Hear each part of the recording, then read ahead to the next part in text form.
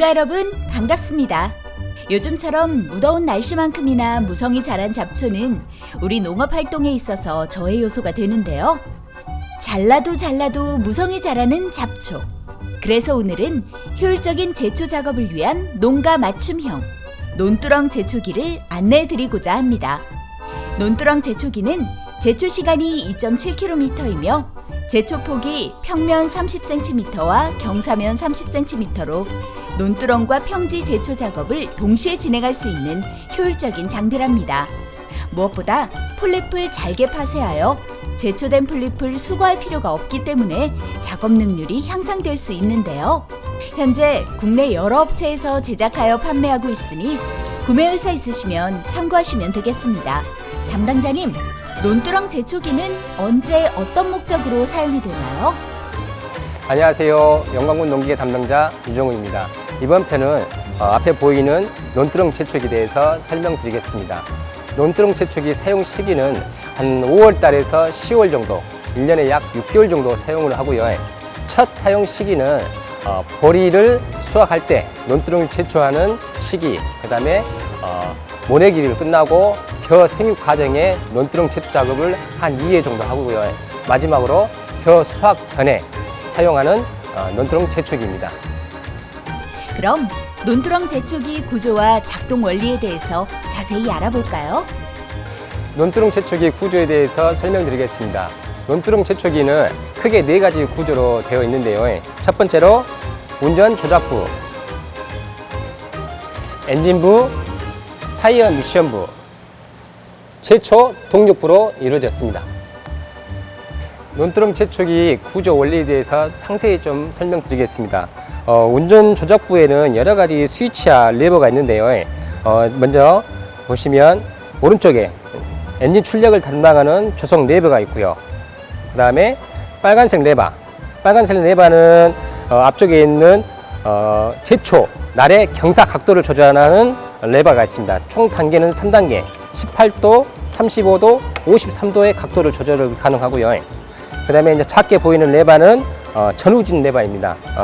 이 기종 같은 경우는 전진 3단, 후진 1단으로 구성되어 있습니다. 레버를 작동해서 저속, 고속, 그 다음에 중립, 후진으로 조절이 가능하고요. 오른쪽에 있는 레버는 제초기 칼날을 돌려주는 동력을 연결해주는 동력 제초기 레버가 있습니다. 왼쪽에 보시면 빨간색 스위치는 전기, 온, 오프 스위치고요. 그 다음에 왼쪽에 있는 핸들 레버는 주행, 전진 1단을 넣고 주 클러치를 잡으면 전진, 놓으면 정지, 다시 후진을 넣고 잡으면 후진, 놓으면 정지의 기능이 있습니다. 그리고 특이한 레버가 하나 있는데요. 이거는 위쪽 논두렁 보행키를 제초 높이를 각도를 조절하는 레버입니다. 높게, 낮게 설정이 가능한 레버가 있습니다. 엔진에 대해서 설명드리겠습니다. 이 기종은 휘발유 엔진을 탑재하고 있고요. 주요 연료는 휘발유입니다. 휘발유가 충분히 있는지 연료 게이지를 확인해 주셔야 되고요. 그 다음에 아래쪽에 보시면 연료를 주입하는 온오프 스위치가 있습니다. 작동할 때는 연료 온, 그 다음에 시동을 겨울철 시동에 잘 걸리지 않으면 초크 밸브를 작동하시면 시동이 쉽게 걸립니다. 그리고 이 기종은 시동 방식은 리코일 스타트 방식입니다. 엔진 앞쪽에 카브레터가 있는데요. 카브레터는 레버가 2가지가 있습니다. 아래쪽에는 연료를 공급하는 온, 오프 레버, 겨울철에 시동을 돕는 초크 밸브, 2가지 밸브가 있습니다. 제초날 커버 부분에 레버가 하나 있는데요. 이 레버의 기능은 지면에서부터 칼날 높이를 조절하는 담당하는 레버입니다. 낮게는 중, 최고는 높게 높이를 조절할 수 있는 조절 레버입니다. 제초기 작동에 대해 이해가 되셨다면 무엇보다 안전을 위한 준비 사항이 있는데요. 한번 알아볼까요? 제가 들고 있는 기종은 논두렁 제초 작업에 사용되는 애치기입니다. 애치기 조작 시 안전사고가 발생할 수 있는데요. 안전사고를 대비해서 안전장비를 몇 가지 착용을 하셔야 됩니다. 눈을 보호하는 보안경 또는 안면 마스크를 꼭 장착하셔야 되고요. 애치 작업 때 이물질이나 돌에 의해서 무릎이 정강이가 멍이 들거나 상처가 나는데요. 그걸 대비해서 정강이 보호대를 꼭 장착을 하셔야 되고요.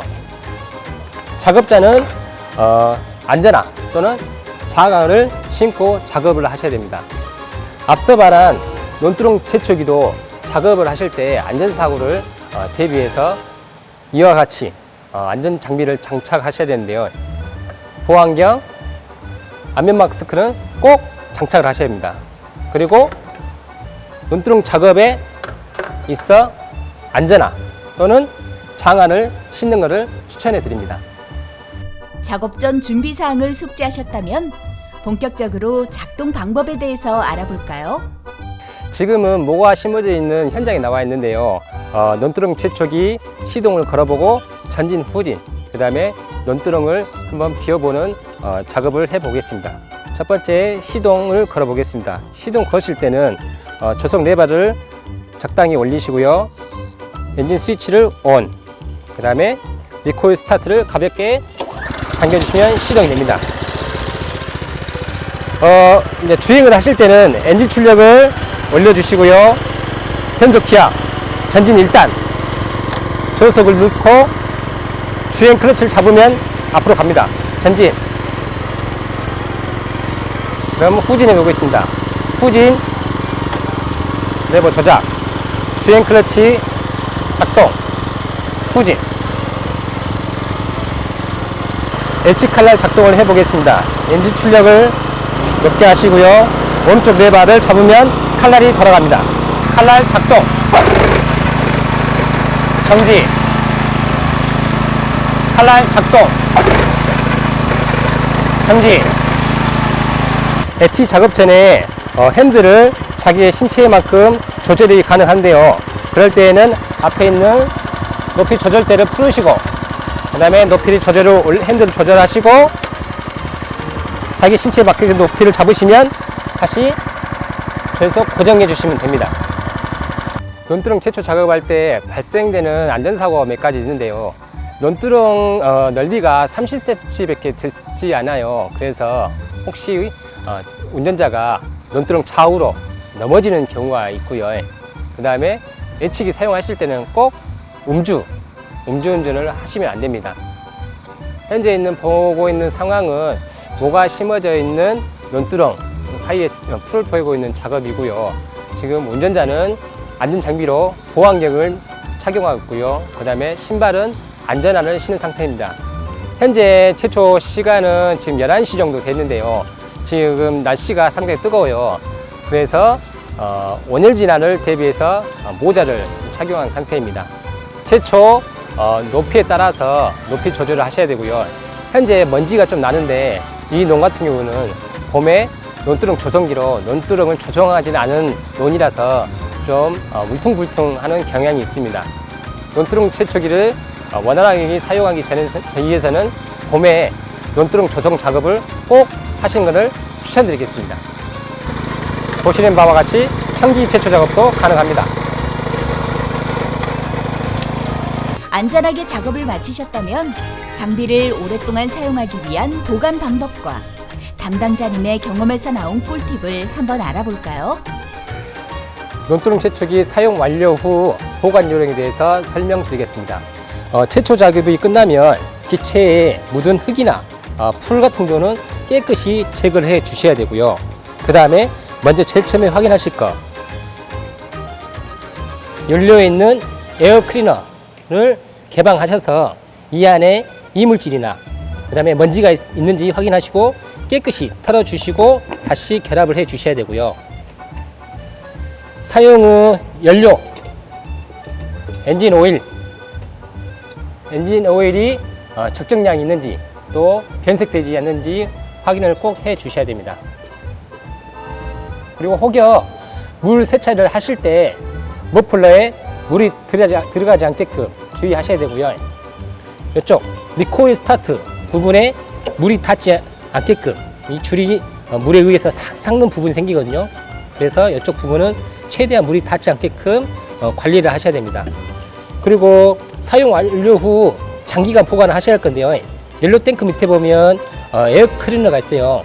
이쪽 부분에 있는 연료 여과기 스위치 온 오프 상태에서 잠긴 상태로 해서 보관을 해 주셔야 되고요.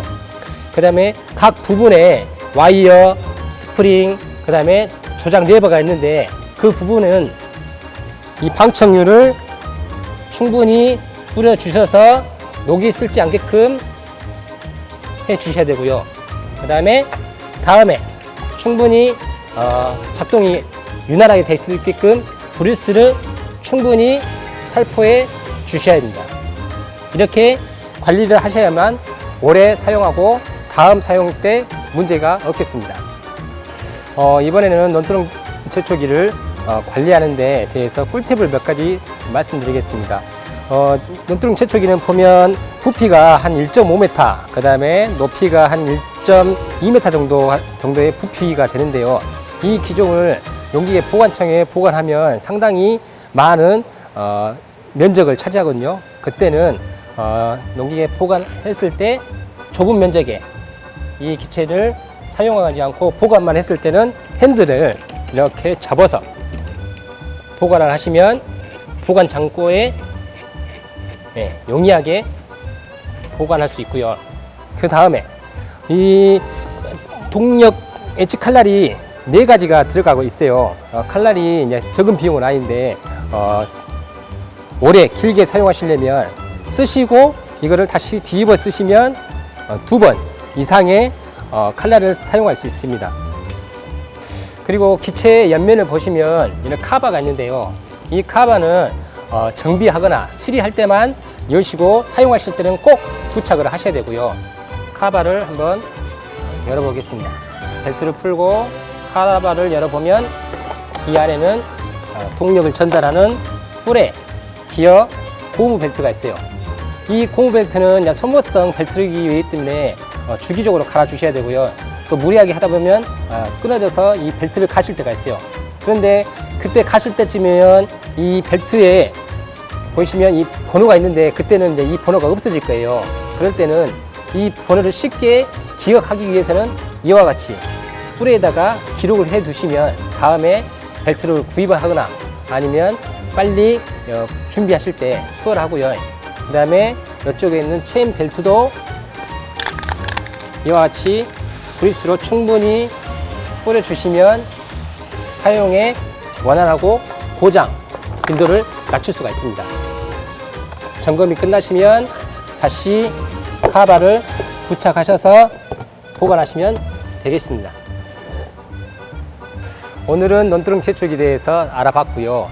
이 기종과 같이 사용 전에 기체의 기능, 사용 요령을 사전에 숙지하시고 운전자의 안전 장비를 착용을 의무화하셔야 됩니다. 그리고 사용 후 관리 요령, 그 다음에 세척이나 이런 문제를 꼼꼼히 챙기시면 비싼 농기기도 오래 잘 사용할 수 있을 것 같습니다. 그럼 다음 시간에 다른 기종으로 찾아뵙겠습니다. 고맙습니다. 어떠셨나요? 이제 논두렁 제초는 문제 없겠죠? 앞으로도 우리 농가들을 위해 영광군 농기계 임대 사업소는 다양한 농기계 임대와 함께 유용한 정보를 제공하도록 하겠습니다. 많은 관심 부탁드립니다.